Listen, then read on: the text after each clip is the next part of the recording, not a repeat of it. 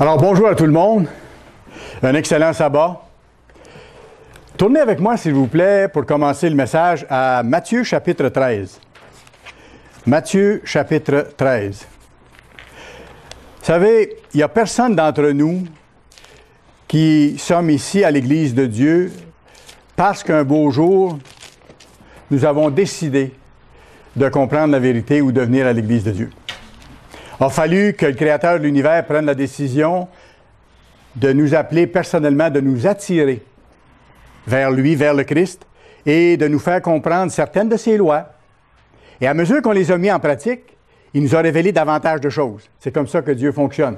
Et si Dieu donne la connaissance de certaines de ses lois à quelqu'un et que la personne s'en détourne, bon, son appel n'est pas effectif pour tout de suite, ça ira plus tard.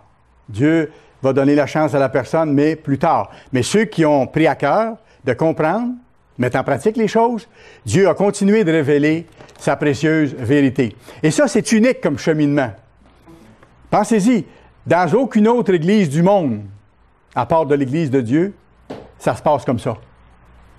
C'est Dieu qui attire ceux qui l'appellent à faire partie de son tout petit troupeau. C'est une toute petite église. Matthieu chapitre 13, verset 10. Matthieu 13 et le verset 10. Les disciples s'approchèrent de Jésus et lui dirent, « Pourquoi leur parles-tu en parabole? » Il y avait une question qui était logique, parce que le Christ donnait des exemples que les gens avaient de la difficulté à comprendre. Et là, eux autres, on dit, « Bien, pourquoi tu ne leur parles pas directement pour qu'ils puissent comprendre mieux? » Et regardez ce que le Christ leur a répondu, verset 11. Jésus leur répondit, « Parce qu'il vous a été donné de connaître les mystères du royaume des cieux. » Juste là, on voit comment ça fonctionne. Si nous comprenons des choses concernant le retour de Christ, concernant le sabbat, concernant les fêtes de Dieu, concernant ces lois qui n'ont jamais été abolies, c'est parce que ça nous a été donné. C'est pas parce qu'on est plus intelligent, plus fin, meilleur. Absolument pas. Pas du tout. Parce que ça nous a été donné de connaître les mystères du royaume des cieux. Pourquoi il dit les mystères? Justement parce que pour ceux qui ne sont pas encore appelés, c'est des mystères. Ce sont encore des mystères. Et on ne peut pas leur reprocher. Et on ne doit pas leur reprocher. Nous, on doit vivre en conséquence de ce que nous savons. Nous serons responsables, tenus responsables de ce que nous savons. C'est comme ça que les choses fonctionnent. Ceux qui ne sont pas appelés maintenant, qui ne savent pas, auront leur chance. Dieu est un Dieu juste. Alors le Christ leur a dit, je parle en parabole aux gens pour pas qu'ils comprennent. Mais à vous autres, il a été donné de comprendre. Vous, mes disciples, que le Père a attiré vers moi. Et je continue. Et que cela ne leur a pas été donné. Voyez-vous, il faut que ce soit donné. Il faut que ça vienne de la part de Dieu. Verset 13. C'est pourquoi je leur parle en parabole. Parce qu'en voyant, ils ne voient point, et qu'en entendant, ils n'entendent ni ne comprennent. Parce que ce n'est pas leur temps d'être appelés maintenant. Dieu n'appelle pas tout le monde en même temps. Dieu appelle un petit groupe pour l'instant. Quand le Christ sera revenu, tout de suite après, dans le monde à venir, là, tout le monde va être appelé. Là, ce sera le moment. Parce que le Christ aura une équipe complète, préparée, en bonne et due forme, avec le caractère de Dieu, pour être capable d'enseigner aux gens, de les encourager, les consoler, les guérir, leur enseigner les voies de Dieu, les corriger au besoin, mais de la bonne façon. Et pour eux s'accomplit cette prophétie d'Ésaïe. Vous entendrez de vos oreilles et vous ne comprendrez point. Ça s'appliquait à nous avant que Dieu nous appelle. Et ça s'applique au reste du monde qui ne sont pas appelés pour l'instant. Vous regarderez de vos yeux et vous ne verrez point. Les gens ont vu le Christ à l'époque, qui était sur la terre. Ils ont vu ses miracles, mais ils n'ont pas compris. Ils n'ont pas saisi. Ils ont continué leur chemin pour la plupart. Car le cœur de ce peuple est devenu insensible. Ils ont endurci leurs oreilles. Ils ont fermé leurs yeux. Et ça, c'est depuis le tout début de l'histoire de l'humanité. Ils ont fermé les yeux quand ils ont ouvert les yeux en direction de Satan pour lui demander de les diriger. Quand Satan leur a dit « Choisissez vous-même ce qui est bien et ce qui est mal. Et là, vous allez être heureux. » Mais cette sorte de bonheur, on en paie le prix depuis presque 6000 ans. Et ce n'est que souffrance, misère et douleur de toutes sortes. Alors, de peur qu'ils ne voient de leurs yeux, qu'ils n'entendent de leurs oreilles, qu'ils ne comprennent de leur cœur, qu'ils ne se convertissent et que je ne les guérisse. Mais heureux sont vos yeux parce qu'ils voient. J'espère que vous et moi, nous apprécions à sa juste valeur l'appel de Dieu et les choses qu'il nous révèle. Et vos oreilles parce qu'elles entendent. Et c'est plus qu'entendre, c'est comprendre ce qui nous est dit. Et quand on lit la Bible, on comprend ce que les mots veulent dire. Je vous le dis en vérité, regardez, beaucoup de prophètes et de justes ont désiré voir ce que vous voyez et ne l'ont pas vu, entendre ce que vous entendez et ne l'ont pas entendu. Et là, le Christ était lui-même devant ses disciples. Alors, je reviens à ça, parce que Dieu nous a donné de comprendre son plan, nos responsabilités, ce qui s'en vient, nous sommes tenus responsables. Et c'est pour ça que vous pourrez aller voir dans Luc 12, la dernière partie du verset 48. Luc 12, verset 48, la dernière partie. Il est écrit, « On demandera beaucoup à celui à qui on a beaucoup donné. Et on exigera beaucoup à celui à qui on a beaucoup donné, qu'on a beaucoup révélé. » Alors, vous et moi, nous sommes de ceux-là, au temps de la fin, juste avant le retour de Christ, à qui il a été beaucoup donné et beaucoup révélé. Et c'est pour ça que nous avons, dans ce sens-là, grande responsabilité. Et que nous devons réaliser que nous sommes appelés pour une mission. On n'est pas appelé d'abord pour être sauvé. Bien sûr, on va être sauvé. Être sauvé, c'est avoir la vie éternelle après avoir été pardonné de nos fautes quand on s'est repenti. Et on veut avoir la vie éternelle et faire partie du royaume de Dieu dans le monde de demain. Bien sûr, on veut ça. Mais on n'est pas d'abord appelé pour ça. Parce que si c'était pour ça, Dieu serait injuste envers les autres qui ne le sont pas. Et Dieu n'est pas injuste. Il nous appelle, nous, pour que nous accomplissions une œuvre, pour que nous réalisions une mission, d'annoncer ce qui s'en vient, justement. D'un côté, pour avertir le monde entier de la grande détresse qui approche et qui doivent se repentir, et d'autre part, pour avertir nos nations israélites modernes qu'elles doivent changer si elles ne veulent pas que la grande détresse s'abatte sur elles, ce qui est tout proche. Ça, c'est notre responsabilité, voyez-vous. En même temps, on se prépare spirituellement. On doit développer le caractère de Dieu. Et comme on a entendu dans la sermonnette, apprendre à exercer la miséricorde, la patience, être disposé à changer, dans tout ce qu'on a changé, ne rien garder qui ne soit pas selon Dieu. Ça, c'est notre responsabilité. Et on a une mission dans ce sens-là et un appel qui sont uniques. Et dans le message que je vous donne aujourd'hui, je veux comparer un peu la mission pour laquelle Dieu a appelé son petit troupeau maintenant, pour laquelle il vous a appelé vous, personnellement, et moi. Je veux comparer cette mission-là à de nombreuses autres missions que les hommes se sont donnés ou se donnent dans le monde. Et vous allez voir à quel point c'est pas pareil. À quel point c'est pas pareil. Notre mission, et c'est le titre de mon sermon aujourd'hui, notre mission est unique et essentielle. Notre mission est unique et essentielle. On va voir la mission spécifique que Jésus a confiée à son Église. Le Christ a une Église, un petit troupeau, comme la Bible l'identifie. Ce n'est pas un grand nombre de personnes, c'est un petit troupeau qui a une mission unique, spécifique, essentielle à accomplir d'ici le retour du roi des rois. Notre mission en tant qu'individu, bien sûr, je l'ai souligné, c'est de vivre selon toute parole qui sort de la bouche de Dieu. Mais de soutenir en même temps la prédication de l'annonce de la bonne nouvelle du monde à venir, au reste de l'humanité. Marc 1. Marc chapitre 1. Ça décrit le moment où le Christ a commencé son ministère, a commencé sa prédication.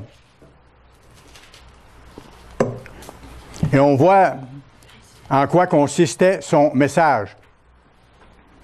Marc 1, versets 14 et 15. Après que Jean, en parlant de Jean-Baptiste, eut été livré, Jésus alla dans la Galilée, prêchant quoi? L'Évangile de Dieu, c'est-à-dire la bonne nouvelle que le Christ va revenir sur la terre et qu'il va établir le gouvernement divin sur toute la planète et que ses lois seront mises en enseignement et en application par tous les êtres humains qui vont enfin connaître la paix, le bonheur, la joie, l'abondance. Alors le Christ, la première chose qu'il a fait, il a prêché l'Évangile, cette bonne nouvelle qui allait revenir et changer les choses, établir une nouvelle société. Verset 15, il disait, « Le temps est accompli. Oui, il y avait une période de temps qui venait de s'accomplir parce que le Messie était là, lui. Le Messie était là. Et c'était une étape majeure dans le plan de Dieu parce que lui était l'agneau de Dieu, la Pâque. Et il dit, le temps est accompli et le royaume de Dieu est proche. Dans le temps, à partir de la création du premier être humain, le royaume de Dieu était beaucoup plus proche. Et le royaume de Dieu était proche aussi parce que le roi de ce royaume était là. C'est lui qui parlait. Le royaume des dieux est proche. Je suis devant vous et je suis le roi de ce royaume-là. Et il disait ce que ça implique maintenant, individuellement pour nous. Repentez-vous. C'est-à-dire, regrettez amèrement tout ce que vous avez transgressé en termes de loi de Dieu. Demandez pardon à Dieu, demandez-lui la force pour changer. Repentez-vous, changez avec l'aide de Dieu. Et croyez à cette bonne nouvelle, à cette magnifique nouvelle. Et ce que nous annonçons sur les ondes de la télévision et dans nos conférences et sur Internet, c'est une nouvelle merveilleuse. C'est le changement, enfin, d'une société qui souffre de plus en plus.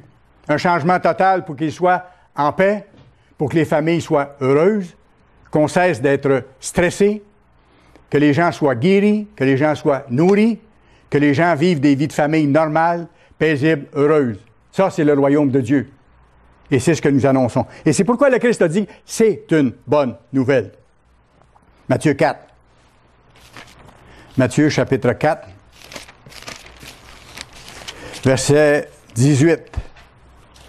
Regardez comment le Christ a procédé.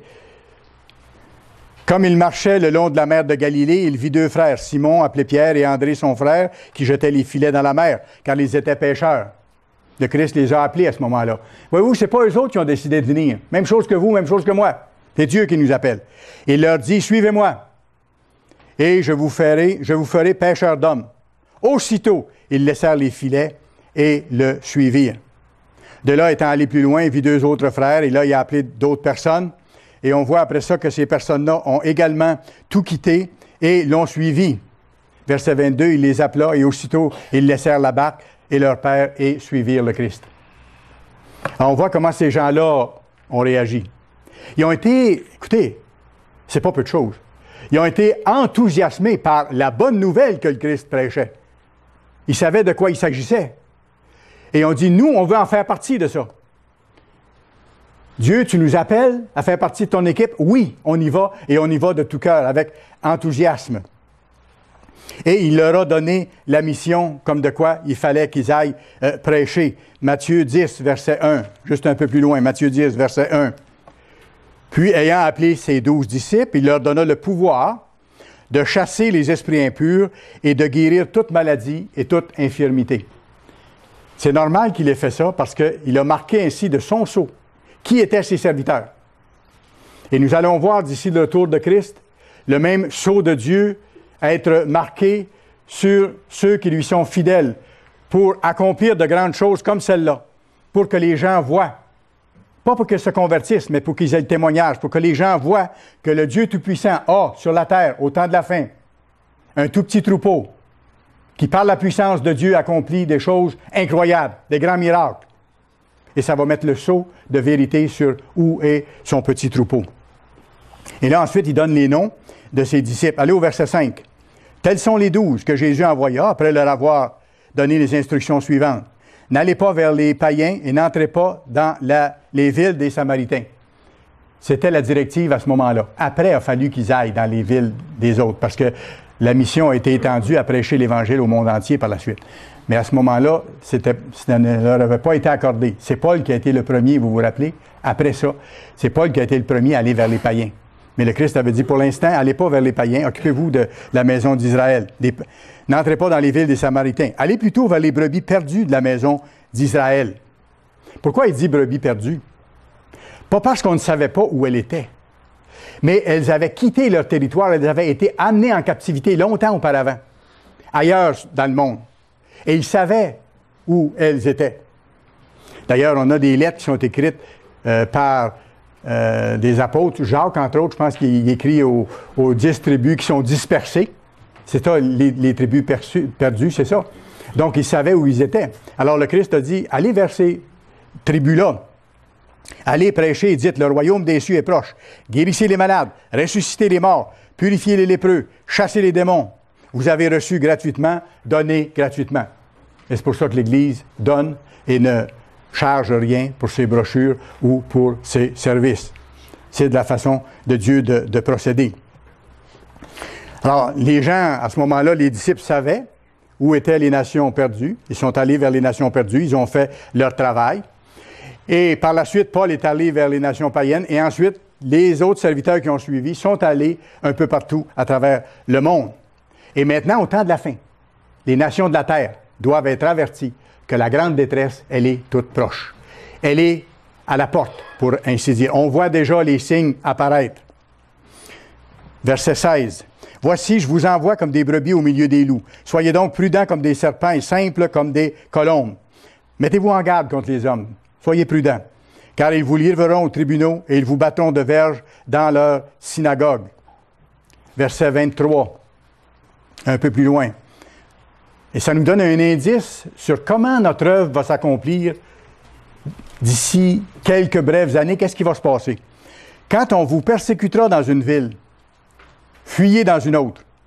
Je vous le dis en vérité, vous n'aurez pas achevé de parcourir les villes d'Israël, c'est-à-dire les villes des nations modernes actuelles descendants d'Israël, en Nouvelle-Zélande, en Australie, en Angleterre, aux États-Unis, au Canada, les pays israélites. Il dit, vous n'aurez pas fini de parcourir les villes d'Israël que le Fils de l'homme sera revenu. On ne sait pas quand Dieu va dire c'est assez.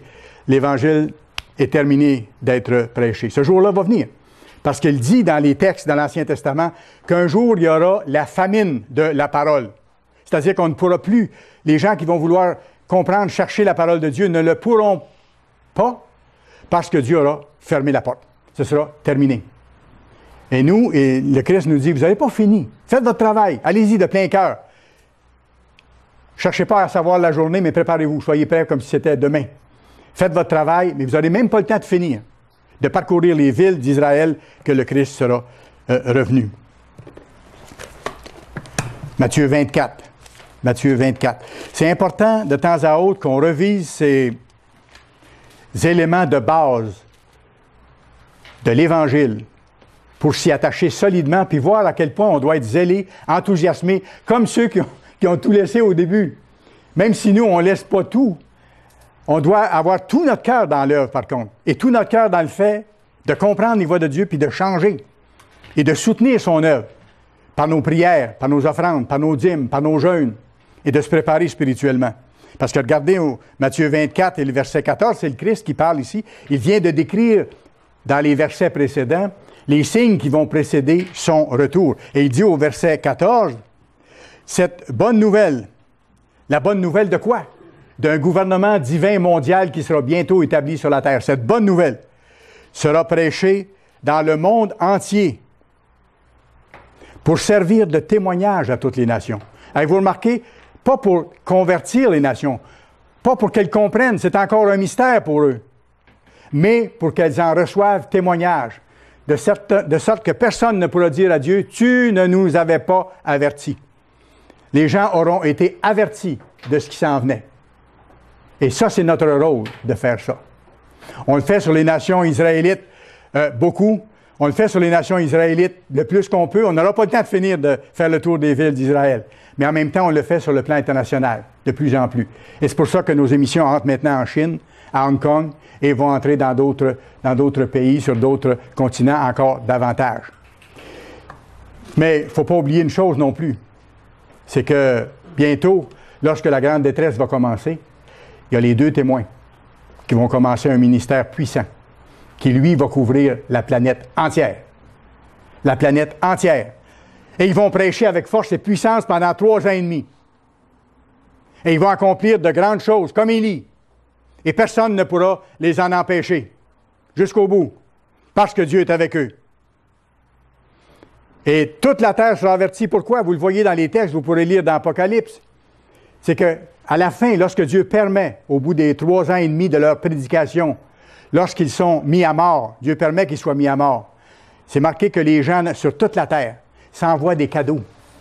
Parce qu'enfin sont morts ceux qui leur montrait leurs fautes et qui leur disait, vous devez changer.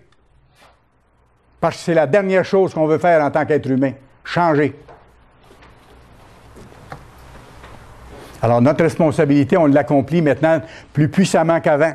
Avant, on avait la prédication, on avait la publication de la pure vérité. Maintenant, on a Internet, qui est un outil incroyable. On a les outils de communication sociaux. On a la télévision, satellite, conférences publiques des abonnés du monde de demain que nous faisons. Et ça s'étend. Et on le fait. Et regardez Apocalypse 11. Un verset qui doit vraiment nous encourager. Ça, c'est devant nous, dans quelques brèves années. Apocalypse 11. À la 7e trompette, vous savez ce qui se passe. La prochaine fête de Dieu qui vient dans le calendrier, c'est la fête des trompettes pour nous maintenant. On est tout proche. Et à la 7e trompette, c'est là que le Christ revient, établir son gouvernement. Apocalypse 11, verset 15. Le 7e ange sonna de la trompette, et il y eut dans le ciel de fortes voix qui disaient, « Le royaume du monde est remis à notre Seigneur et à son Christ, et il régnera au siècle des siècles. » À jamais. Verset 17. Il parle des 24 vieillards devant le trône maintenant qui vont prier en disant, « Nous te rendons grâce, Seigneur, Dieu Tout-Puissant, qui est et qui était, car tu as saisi ta grande puissance et pris possession de ton règne. Les nations se sont irritées parce que les nations ne voudront pas accepter le Christ à son retour. » Ça semble bizarre, ça semble incroyable, mais ils vont s'unir avec toute leur armée pour attaquer le Christ. Les nations se sont irritées. Ta colère est venue et le temps est venu de juger les morts, de récompenser tes serviteurs, les prophètes et les saints, et ceux qui craignent ton nom, les petits et les grands, et d'exterminer ceux qui détruisent la terre. Alors ça, c'est ce qui s'en vient juste devant nous. Apocalypse 5. Apocalypse 5. Rapidement. Et c'est intéressant, Dieu parle de ses fidèles serviteurs, de ceux qui vont finir l'œuvre jusqu'au temps de la fin ici. En même temps que de ceux qui seront ramenés à la vie au moment de son retour et qui étaient ses serviteurs au cours de l'histoire. Et il dit, tu as fait d'eux un royaume. Et voyez-vous, il parle au passé. Dieu est capable de faire ça. Parce que ce qu'il a dit, il va le faire. Il est certain, c'est comme si c'était réglé. C'est comme si c'était fait. Alors il dit, tu as fait d'eux un royaume. Un royaume, c'est un gouvernement. Et des sacrificateurs pour notre Dieu. Et ils régneront sur la terre. Contrairement à ce qu'on enseigne dans la vaste majorité des églises du monde. Encore là, notre mission est unique. D'annoncer quelque chose d'unique. Que l'Église de Dieu a reçu comme compréhension de la part de Dieu. Que son gouvernement sera établi par le Christ sur la terre. Apocalypse 1. Apocalypse 1. Ici, Dieu a donné à Jean une vision par rapport à ce qui s'en vient. Jean aux 7 églises qui sont en Asie, que la grâce et la paix vous soient données de la part de celui qui est, qui était et qui vient. C'est le Christ qui vient. Et de la part des 7 esprits qui sont devant son trône. Et de la part de Jésus-Christ, le témoin fidèle. Le premier-né des morts. Ceux qui parlent de nouvelle naissance, comme si c'était chose faite actuellement, ne savent pas de quoi ils parlent. Ce n'est pas biblique. Le premier qui est né d'entre les morts, c'est le Christ au moment de sa résurrection. Il n'y en a pas eu d'autres. Les autres, ça va se passer au moment du retour de Christ. C'est là que l'apôtre Paul va être ramené à la vie, l'apôtre Pierre, les autres, ceux qui ont appartenu au Christ au cours de leur vie. De la part de Jésus-Christ, le témoin fidèle, le premier-né des morts et le prince des rois de la terre. Le prince des rois de la terre. À celui qui nous aime. Oh oui! Il nous a tellement aimés qu'il a accepté de venir dans la chair humaine pour souffrir aussi horriblement qu'il a souffert. Il s'agit qu'on se fasse mal un peu pour voir comment c'est terrible la douleur. Et quand on pense que lui a enduré les pires sévices imaginables avant de donner sa vie, avant que son sang coule totalement. Il nous a aimés. Oh oui! À celui qui nous aime, qui nous a délivrés de nos péchés par son sang. Comment on peut être délivré de nos péchés par son sang? Être pardonné. Que l'amende soit mise sur ses épaules au lieu de sur les nôtres. Et qui a fait de nous, il revient avec ça, un royaume, voyez-vous, un gouvernement, un royaume, des sacrificateurs pour Dieu, son Père. À lui soit la gloire, la puissance au siècle des siècles. Amen. Quand vous regardez ça, verset après verset, que vous les mettez ensemble, vous voyez la force de la puissance de Dieu et ce qui est formidable dans la bonne nouvelle du monde à venir. Ésaïe chapitre 2. Ésaïe chapitre 2. Ésaïe chapitre 2.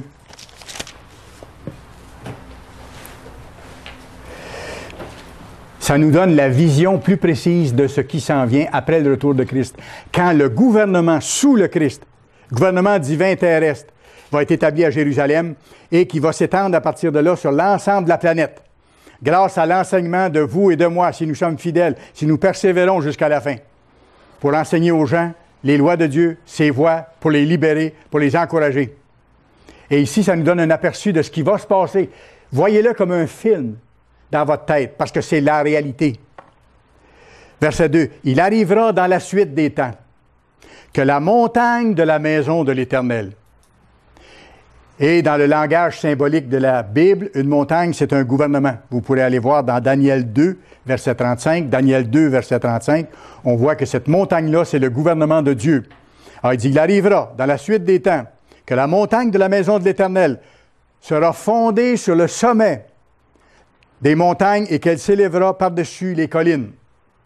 C'est-à-dire que ce gouvernement-là va englober tous les autres gouvernements du monde. Ce sera totalement changé. C'est le gouvernement de Dieu qui va le remplacer. Avec les serviteurs de Dieu qui ont été fidèles, qui vont gouverner sur une région, 5 villes, 10 villes, une ville. Alors, il y aura tous ces petits gouvernements sous le gouvernement de Dieu, sous le Christ. Et regardez, il dit des peuples, parce qu'il y aura des êtres humains physiques sur la terre. Des peuples s'y rendront en foule. Les gens vont vouloir comprendre à ce moment-là. La grande détresse aurait été tellement terrible que les gens vont vouloir comprendre. Les gens vont vouloir comprendre. Ils vont dire, on veut savoir, on veut que vous nous montriez. Ils vont dire, venez et montons à la montagne de l'Éternel, à la maison du Dieu de Jacob. Autrement dit, allons là où se trouve le gouvernement de Dieu et demandons-leur de nous enseigner. On veut le savoir, afin qu'il nous enseigne ses voies et que nous marchions dans ses sentiers. Là, les gens sont disposés à changer de sorte de vie.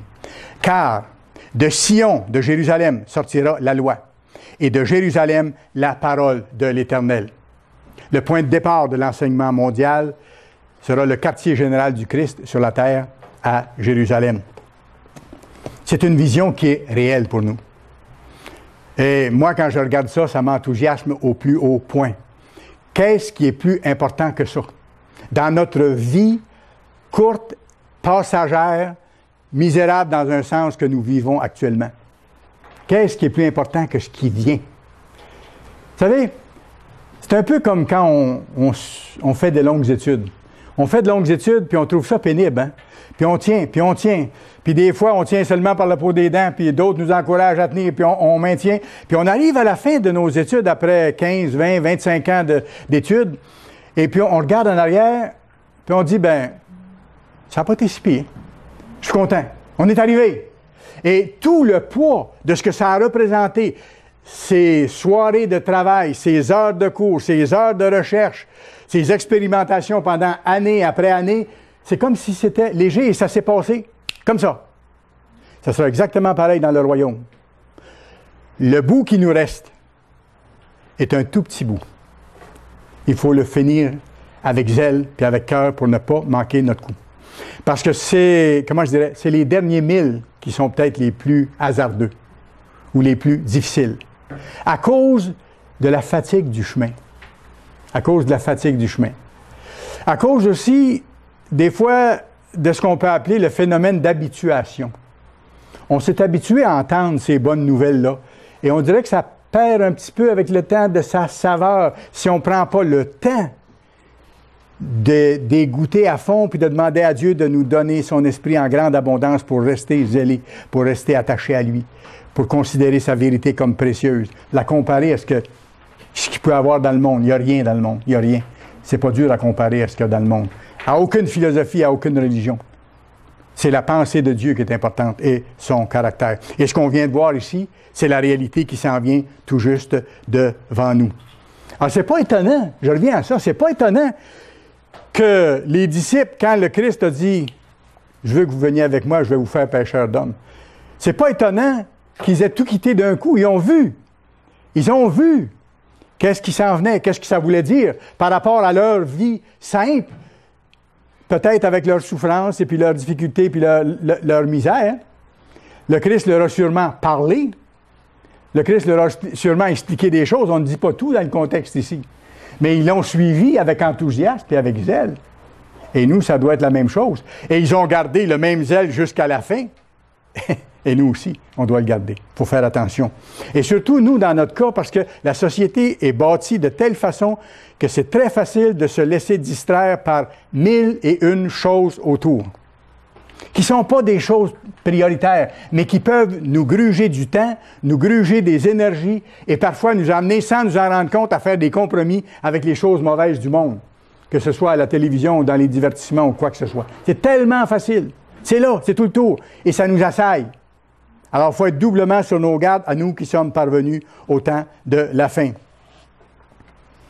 On va changer cette société-là. Imaginez-vous le plaisir, la joie qu'il va y avoir changé les gens, avoir les familles se réunir, avoir les enfants à être éduqués par leurs parents et non pas par du personnel de garderie ou du personnel de camp de vacances, et être élevés par leurs parents et que les parents ne seront pas stressés.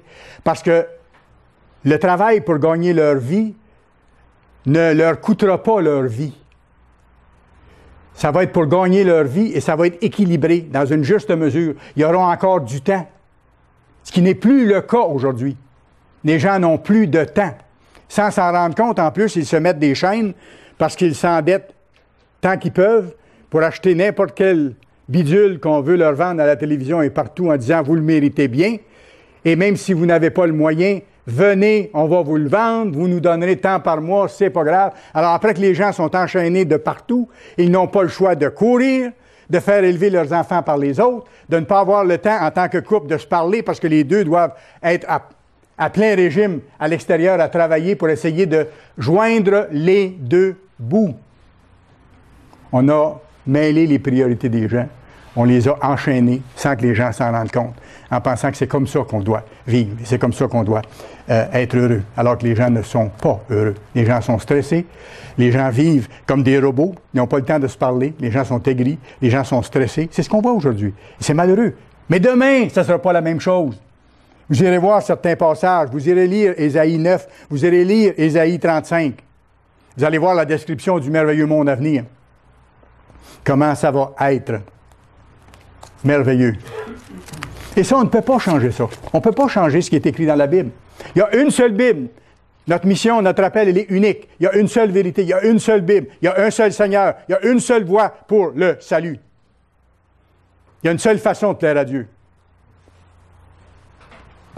Les hommes ont essayé toutes sortes de choses. Hein?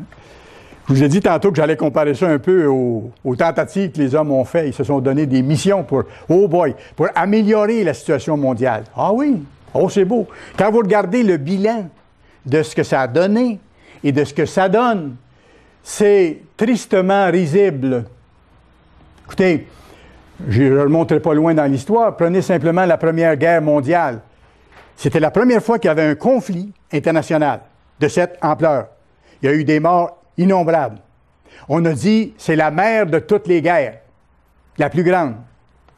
Et après, on a dit, vous vous rappelez de ça, ceux qui ont suivi l'histoire, ça va mettre fin à toutes les guerres. Tellement ça a été terrible, là, il n'y en aura pas d'autres.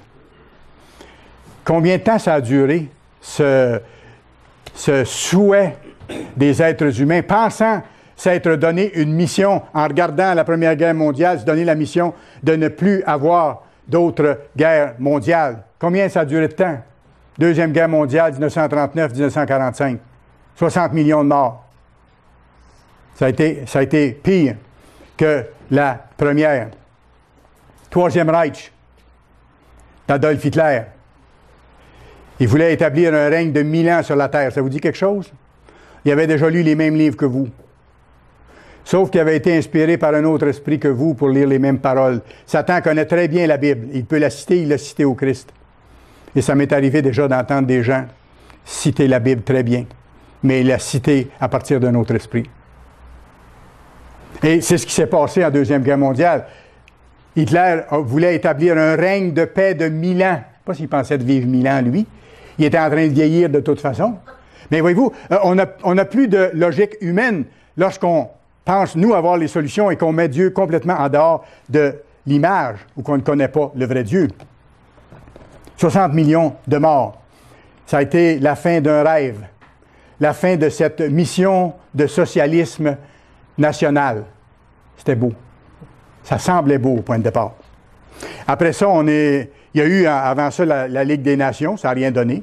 Après ça, il y a eu, et on l'a en plein visage chaque jour dans les nouvelles, en montrant son vide, les Nations Unies, qui est une coquille de parlure, ou une coquille de parler, tout simplement, qui ne font rien, qui n'ont rien réglé, qui envoient l'armée des casques bleus pour garder la paix dans les pays qui sont en guerre.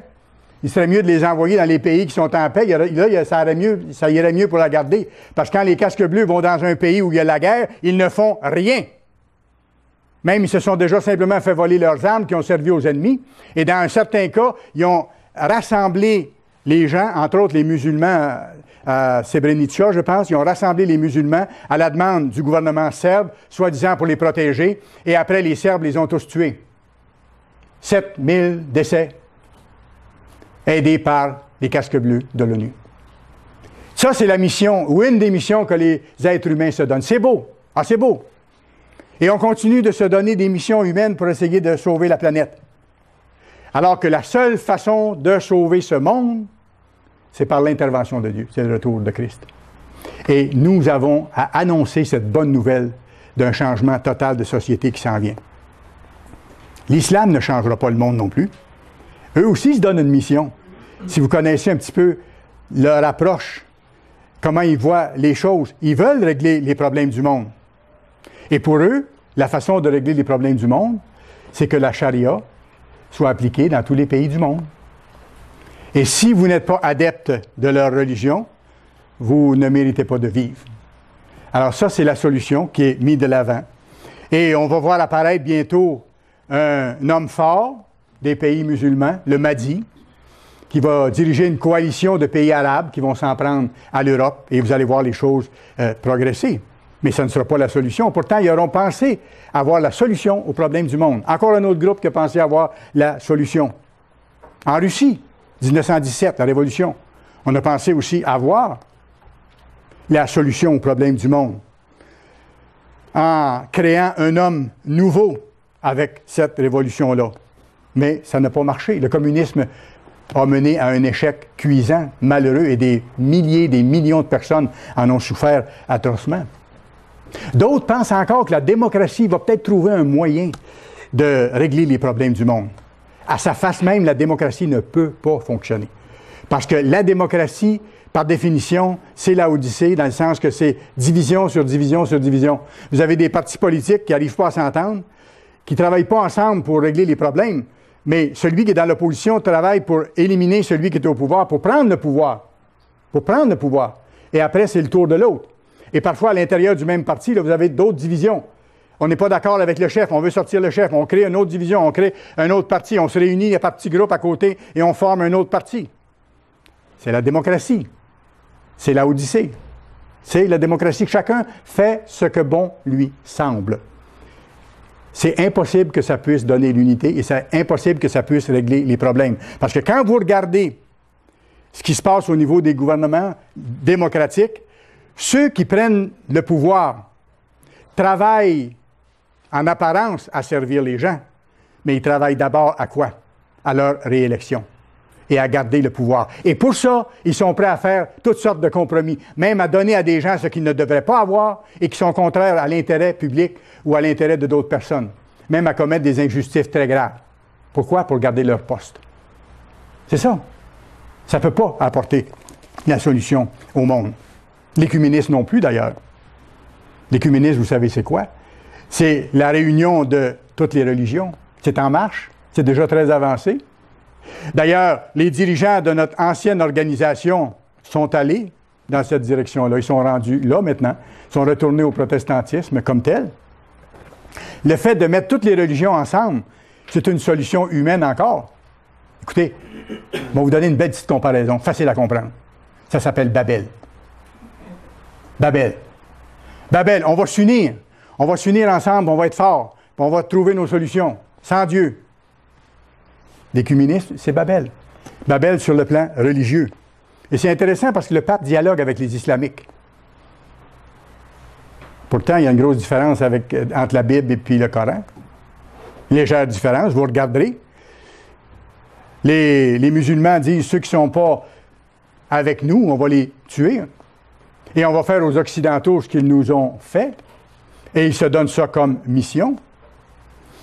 Et pourtant, le pape négocie avec eux, comme avec les autres, pour faire un ensemble. Je me rappelle aux funérailles de Jean-Paul II, si vous avez vu ça. Il y avait un grand nombre de religions qui étaient représentées là. Et chacun priait à sa façon. Chacun priait son Dieu aux funérailles de Jean-Paul II, dans l'esprit d'écuménisme. Est-ce que ça peut régler quelque chose? Ce genre d'approche-là? C'est un évangile humain inspiré par Satan. Ce n'est pas l'évangile de Dieu. C'est un évangile humain inspiré par Satan, tout simplement. Et le pape dit la réponse à tout, c'est la foi. Mais quand on a dit ça, on a dit quoi? Il faut aller plus loin. Celui qui a la foi, il obéit à Dieu. Celui qui obéit à Dieu, il obéit aux commandements de Dieu tels qu'ils sont écrits, il ne les change pas. Voyez-vous? Alors c'est plus que ça, c'est plus qu'avoir la foi. Et le pape a mentionné que les humains doivent connaître la joie d'appartenir à une grande Église universelle. On voit la vente commerciale qui se fait de ce côté-là pour dire venez chez nous et on va inviter les autres églises également et tout ça et on va former une grande communauté humaine qui va régler les problèmes des êtres humains. Une autre mission actuellement en Europe, vous le savez, c'est de bâtir une Europe qui va régler les conflits du monde. Quand on le regarde sous cet aspect-là, c'est une mission qui se donne aussi de régler les problèmes du monde. Là, ça va très mal et la situation économique dans laquelle il s'embourbe peut être un moteur pour initier l'arrivée de la bête et l'installation de toute son organisation. On est tout proche, c'est là. Mais eux aussi se donnent une mission. Et c'est un peu comme Hitler. Même si pour le moment ce n'est pas comparable à beaucoup de points de vue, c'est d'apporter la paix, la prospérité de façon universelle, mais en contrôlant eux-mêmes sur le plan humain. Nous proclamons la bonne nouvelle du royaume de Dieu, le Tout-Puissant qui va régner sur la terre. On la proclame au monde entier, dans la mesure de nos moyens, et jusqu'au moment où Dieu va nous dire que c'est terminé. Il y aura, comme je vous dis, les 2 témoins qui vont terminer le travail.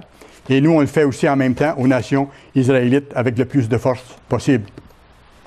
On les avertit, les nations israélites.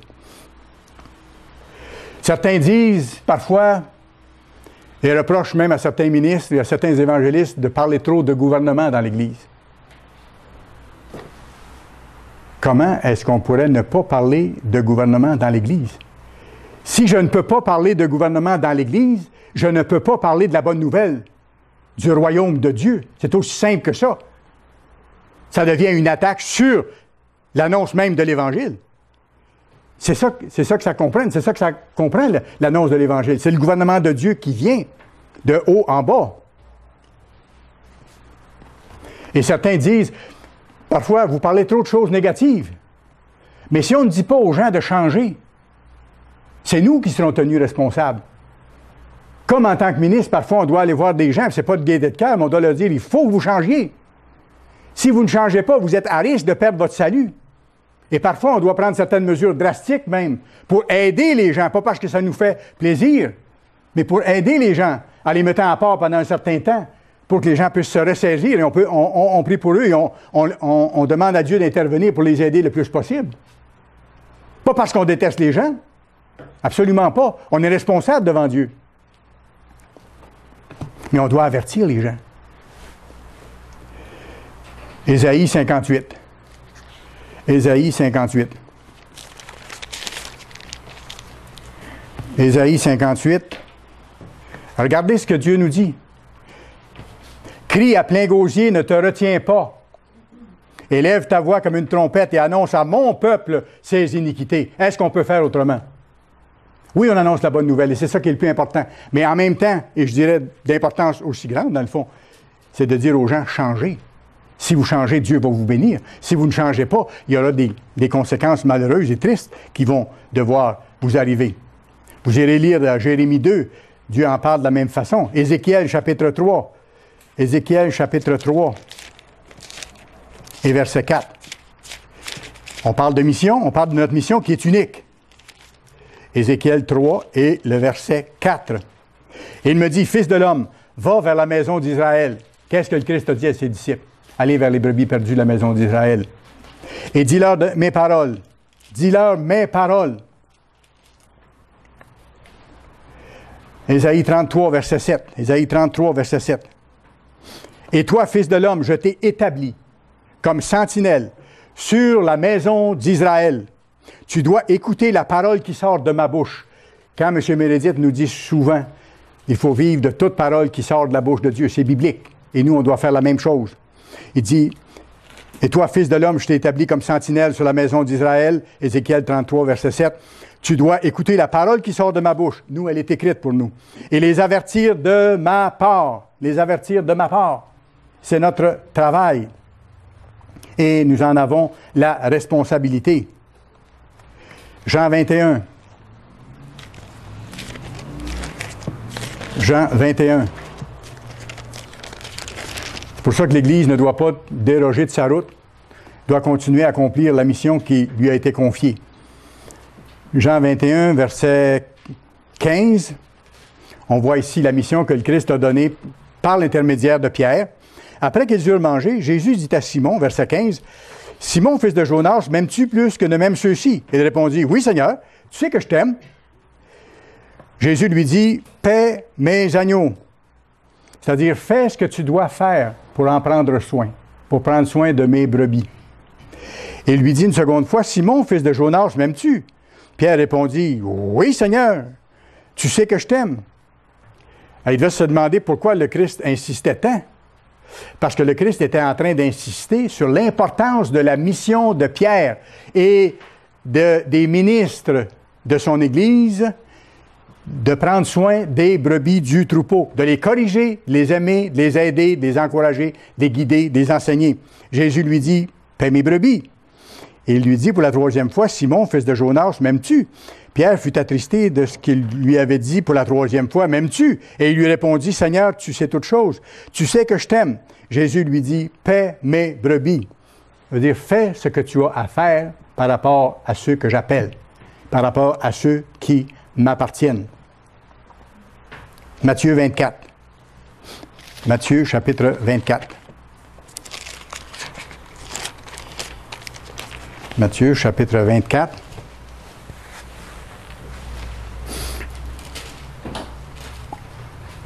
Alors, il nous faut livrer le message de Dieu. Pas notre message à nous personnellement, le message de Dieu. Il faut donner la nourriture en sa saison. Et aux gens d'Israël, et aux gens dans le monde, et aussi aux gens dans l'Église. Matthieu 24, verset 44. C'est pourquoi, vous aussi, tenez-vous prêts. Il parle aux membres d'Église ici. Tenez-vous prêts. Et M. Appartient a insisté tellement de fois là-dessus. Soyez prêts comme si c'était demain. Parce que ça peut être demain. Dans le sens qu'on peut perdre la vie aussi d'ici là. Et de toute façon, le retour de Christ est proche aussi. C'est pourquoi vous aussi tenez-vous prêts, car le Fils de l'homme viendra à l'heure où vous n'y penserez pas. Quel est donc le serviteur fidèle et prudent que son maître a établi sur ses gens pour leur donner la nourriture au temps convenable? Alors ça, c'est notre responsabilité. Et on voit que c'est le contexte du temps de la fin. Continuons. Verset 46. « Heureux ce serviteur que son maître, à son arrivée, trouvera faisant ainsi. » Voyez-vous que ça s'applique au temps de la fin? Parce qu'il dit, heureux ce serviteur que son maître trouvera à son arrivée, quand le Christ va revenir. Heureux les serviteurs qui vont être en train de faire ça, en train de soutenir l'annonce de l'Évangile, puis en train de travailler à changer, puis être des exemples dans leur vie. Trouvera faisant ainsi. Je vous le dis en vérité, et l'établira sur tous ses biens. C'est pour ça que la Bible dit que les fidèles serviteurs de Dieu sont des co-héritiers du Christ. Mais si c'est un méchant serviteur qui dit en lui-même, mon maître tarde à venir, ça fait longtemps qu'il s'est annoncé le retour de Christ. S'il se met à battre ses compagnons, s'il se met à être dur envers les autres, à critiquer, à répandre des rumeurs, répandre des accusations, s'il mange et boit avec les ivrognes, le maître de ce serviteur viendra le jour où il ne s'attend pas, à l'heure qu'il ne connaît pas, il le mettra en pièces et lui donnera sa part avec les hypocrites, parce que c'est un double standard. C'est là qu'il y aura des pleurs et des grincements de dents. Et c'est un avertissement pour chacun d'entre nous. Chacun d'entre nous. Personne n'est exempt de ça. On a tous la même responsabilité devant Dieu.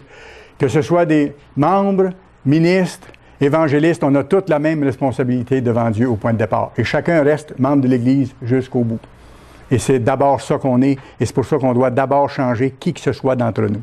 Qui que ce soit d'entre nous. Vous vous rappelez Matthieu 13, verset 11? Matthieu 13, verset 11, on l'a vu au début. Il vous a été donné.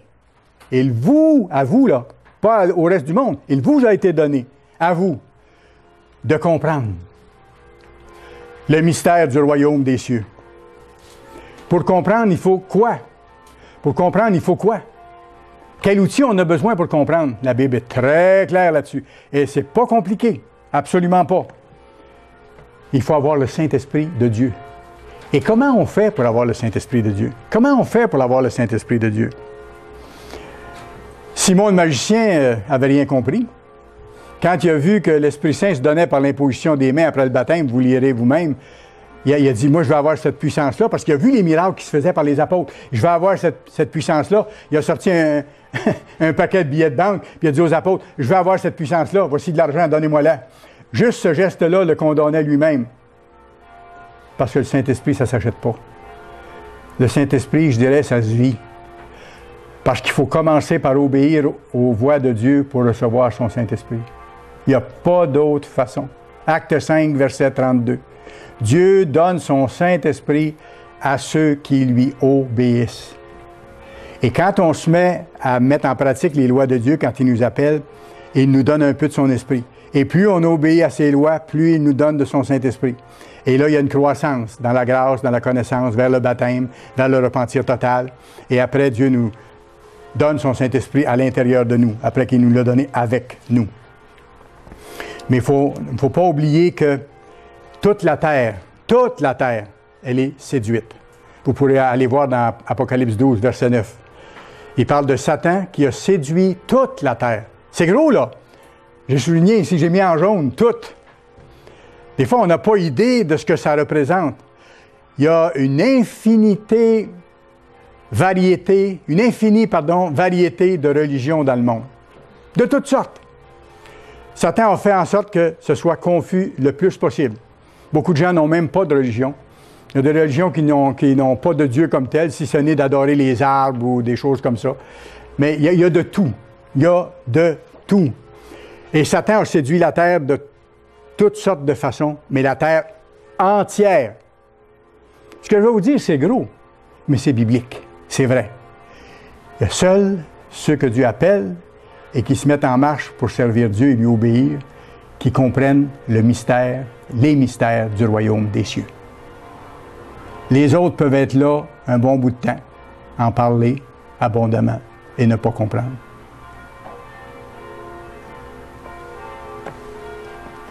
Seuls ceux qui sont appelés et qui ont vraiment le cœur honnêtement tourné vers Dieu en se repentant eux. Pas en essayant de changer les autres, mais en se changeant eux-mêmes. Dieu les bénit, Dieu les aide, Dieu les console, parce que c'est pas facile. Il y a toutes sortes de choses à rencontrer comme obstacle. Et l'adversaire est là pour en mettre, on le sait. Chacun d'entre nous, on le sait, on l'a vécu, puis on le vit encore. Mais, si on tient bon, le Christ nous a dit, je ne vous abandonnerai jamais, je ne vous le délaisserai jamais. Il va nous conduire à terme, si nous persévérons, si nous tenons bon. Écoutez, c'est pas tellement compliqué de voir quelle est l'Église de Dieu si on compare aussi le travail des autres et la mission que les autres se donnent, si vous voulez. Déjà, toutes les églises qui observent le dimanche, prenons ça de même, est-ce que ça peut être des églises de Dieu?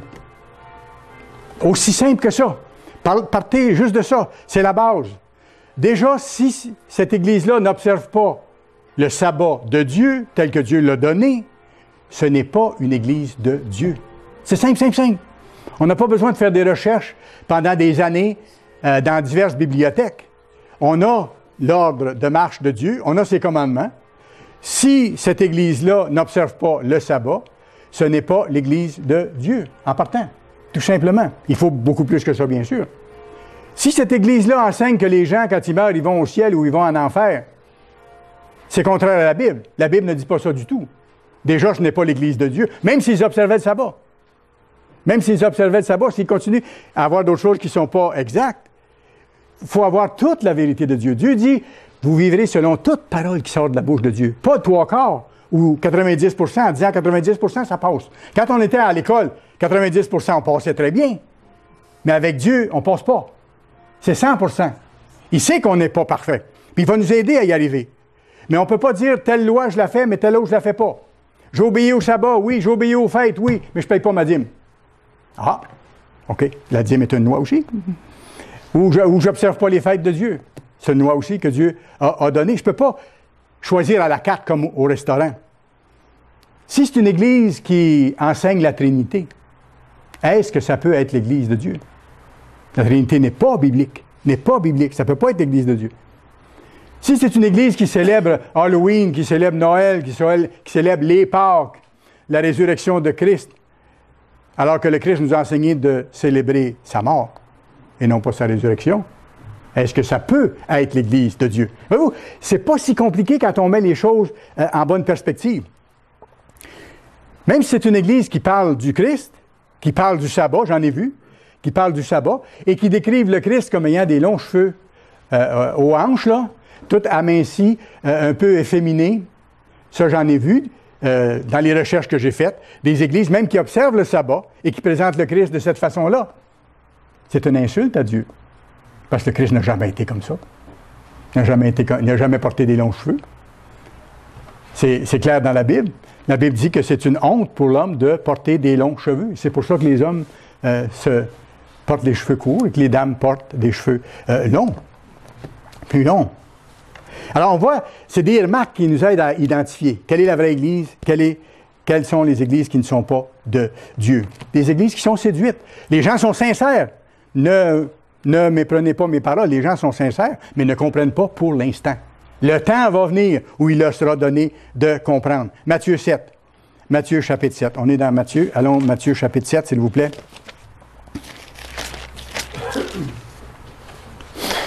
Matthieu chapitre 7, verset 21. Ceux qui me disent, c'est le Christ qui parle, « Seigneur, Seigneur », n'entreront pas tous dans le royaume des cieux. Ah! Il y en a qui parlent beaucoup de Dieu, hein? Mais ils ne disent pas tout le monde qui parle du Seigneur et qui parle de Dieu qui vont entrer dans le royaume des cieux. Et ils donnent après qui va entrer. Mais seulement celui qui fait la volonté de mon Père qui est dans les cieux. Et ça veut dire toute la volonté de mon Père qui est dans les cieux. Celui-là qui s'efforce de la faire. Il n'est pas parfait, mais il s'efforce de la faire. Et celui-là, celle-là, va être dans le royaume des cieux. Plusieurs me diront à ce jour-là, Seigneur, n'avons-nous pas prophétisé en ton nom? N'avons-nous pas chassé des démons? N'avons-nous pas fait beaucoup de miracles? Alors le Christ leur dira ouvertement, je ne vous ai jamais connu. Retirez-vous de moi, vous qui commettez l'iniquité. Vous qui commettez l'iniquité. Donc, qui pratiquent des choses différentes de celles que Dieu donne, ou qui font des compromis, ou qui refusent de se repentir, ou, enfin, n'importe quelle de ces choses-là. Des gens qui prient, des gens qui assistent à l'Église, des gens qui chantent des cantiques. Mais il faut être là de tout cœur. Parce que voyez-vous, j'entendais un sermon hier, on écoutait un sermon au début du sabbat, mon épouse et moi, M. Ligue, un vieux ministre de l'Église du Dieu vivant, qui disait être à l'Église de Dieu, ce n'est pas simplement avoir changé d'Église, avoir changé de lieu. C'est pas simplement être parti de non-religion ou d'être parti de l'Église catholique, puis de venir à l'Église du Dieu vivant, puis de faire certaines choses différentes. Ce n'est pas avoir été protestant, puis de nous retrouver dans une salle de l'Église du Dieu vivant, et puis de faire la majeure partie des choses qui se font là. C'est une question de changement de cœur. Changement de cœur. C'est sûr que les choses physiques paraissent aussi après, mais c'est d'abord un changement intérieur profond de cœur. Et Dieu connaît les cœurs. Dieu sait qui sont ceux qui lui appartiennent. Dieu le sait. Alors, l'appel de Dieu, il est individuel. Et ça, c'est frappant quand on y pense. Dieu, dans chacun de vos cas, a décidé de vous appeler vous. Il a pris une décision en ce qui vous concerne. Quand on dit le gouverneur suprême de l'univers a pris une décision quant à vous personnellement. Il a prononcé votre nom. Il a dit, je veux avoir cette personne, je vais l'aider, je vais l'attirer au Christ et je vais lui donner tout ce qu'elle a besoin. L'appel de Dieu est individuel et il est unique. Vous ne trouverez pas ça dans d'autres églises non plus. C'est dans l'Église de Dieu. C'est sans pareil. À mesure qu'on travaille avec son aide à ce moment-là, à changer, à vivre selon toutes ses lois, à observer ses fêtes de tout cœur, et il nous donne de comprendre davantage, pour la raison que je vous ai dit tantôt, et c'est jamais fini, jusqu'au jour où il va nous donner à 100% son Saint-Esprit. Il y a une croissance dans ça aussi. D'une année à l'autre, lorsqu'on va aux fêtes de Dieu, on va plus loin, on est renforcé par son Saint-Esprit et on se prépare au jour où on recevra son Esprit à 100%. Il y a une croissance là-dedans également. On observe ses fêtes. Plus on fait ça, plus il nous donne de comprendre davantage. Comprendre quoi? Comprendre qui il est. Comprendre c'est quoi le caractère de Dieu qu'on est en train de développer par sa puissance en nous et par la présence du Christ en nous. Il nous donne de comprendre ça davantage. Et ça ne vient pas d'un coup. Et ce n'est pas au bout de 6 mois, 1 an, 2 ans, 3 ans, 5 ans. Ça prend des années. Des années. Et M. League, qui observe les fêtes depuis peut-être une 50aine d'années, 40aine d'années, disait hier dans son sermon qu'à chaque fête, il apprend encore des choses, il approfondit, il va plus loin dans ce qu'il comprend. Alors, plus on avance là-dedans, plus Dieu nous donne de le comprendre, plus Dieu nous donne de comprendre son plan aussi. Et plus il nous donne de comprendre le rôle de l'Église, notre mission, et notre rôle individuel. La mission des Philadelphiens, zélés, ardents, fermes, à l'ère de Laodicée. Parce que nous ne sommes plus dans l'ère de Philadelphie. Nous sommes dans l'ère de Laodicée. Ça a été expliqué clairement. Allez, Apocalypse 3. Apocalypse 3, en terminant. Apocalypse, chapitre 3, versets 7 et 8. Ici, on décrit l'ère de l'Église qui a commencé sous M. Armstrong et qui s'est terminée avec son décès, comme le Dr. Hay l'a expliqué. Et Dr. Hay a expliqué, après ça, à M. Meredith, qu'il fallait que ça se produise comme ça pour que l'ère de Laodicée commence.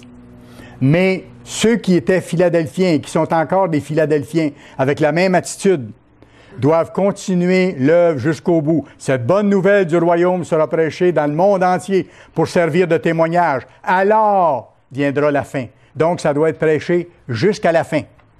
Et dans les 3 dernières années et demie, ce sera les 2 témoins, comme je vous ai mentionné tantôt. Mais nous, avant le travail des 2 témoins, on doit aller plein collier avec zèle pour prêcher l'Évangile. Alors, voici la description de cette Église, écrit à l'ère de l'Église de Philadelphie. Voici ce que dit le Saint, le véritable, celui qui a la clé de David, celui qui ouvre et personne ne fermera, celui qui ferme et personne n'ouvrira. Je connais tes œuvres. Voici parce que tu as peu de puissance. Oh là là, vous allez voir dans le film de la fête 2011 à quel point l'Église avait peu de puissance quand M. Armstrong était seul avec son épouse et quelques membres au début. Vous allez voir comment c'était une Église avec peu de puissance et qui pourtant a accompli des choses extraordinaires, à aller jusqu'à publier à un moment donné entre 7 et 8 millions de pure vérité par mois, à part des émissions de télévision et tout ça. C'était pas par la puissance de M. Armstrong, c'était par la puissance de Dieu. Je connais tes œuvres. Voici parce que tu as peu de puissance, que tu as gardé ma parole, que tu n'as pas renié mon nom. J'ai mis devant toi une porte ouverte que personne ne peut fermer. Et personne ne nous a empêchés d'accomplir l'œuvre que nous avons accomplie à ce moment-là. Verset 10. Parce que tu as gardé la parole de la persévérance en moi. Et nous continuons à persévérer pour annoncer cette bonne nouvelle jusqu'au « alors viendra la fin », comme on a vu tantôt. Parce que tu as gardé la parole de la persévérance en moi, je te garderai, c'est-à-dire je te protégerai aussi à l'heure de la tentation, c'est-à-dire à l'heure de la grande détresse qui va venir sur le monde entier pour éprouver les habitants de la terre. Je viens bientôt. Et c'est encore plus vrai pour nous maintenant. Retiens ce que tu as afin que personne ne prenne ta couronne. Afin que personne ne prenne ta couronne. Et comme j'ai mentionné tantôt, quand on arrive en bout d'une longue course qui a été exténuante, exigeante, difficile, c'est encore plus dangereux, je dirais, dans les derniers milles, de ralentir, de s'endormir, de vouloir se reposer un peu ou de faire des compromis en disant « c'est peut-être pas si grave », même si je fais ça comme ça, qui n'est pas tout à fait comme Dieu demande. Le premier but de notre appel, la mission. Une mission unique et essentielle. Ça veut dire que personnellement, comme j'ai expliqué, on doit sortir de Babylone. Et on doit sortir Babylone de nous, les façons de faire du monde, de prier, jeûner, étudier chaque jour, servir de toutes les façons possibles et persévérer jusqu'au bout. Vous irez voir Matthieu 25, verset 21, la parabole des talents. Qu'est-ce qu'on fait avec ce que Dieu nous a donné? Et c'est notre cas. Dieu nous a donné beaucoup. Et il dit à la fin à ses serviteurs qui auront été fidèles, et j'espère que vous et moi, nous allons être fidèles avec zèle jusqu'au bout. C'est bien, bon et fidèle serviteur. Tu as été fidèle en peu de choses. Je te confie beaucoup. Régner sur la terre. Enseigner les nations. Entre dans la joie de ton maître. Et j'espère que nous aussi, nous allons entendre cette phrase-là. Comme je suis certain, M. Armstrong va l'entendre. M. Appartient va l'entendre aussi. Parce que je veux être absolument là pour les retrouver et les revoir. Alors, notre mission, elle est collective, oui, elle est individuelle. Mais n'oubliez pas, elle est unique, elle est sans pareil. Elle a été donnée par Dieu, inspirée et bénie par Dieu selon sa parole, selon sa vérité unique. Elle est absolument essentielle pour préparer le retour du Christ et pour préparer la nouvelle société du monde de demain.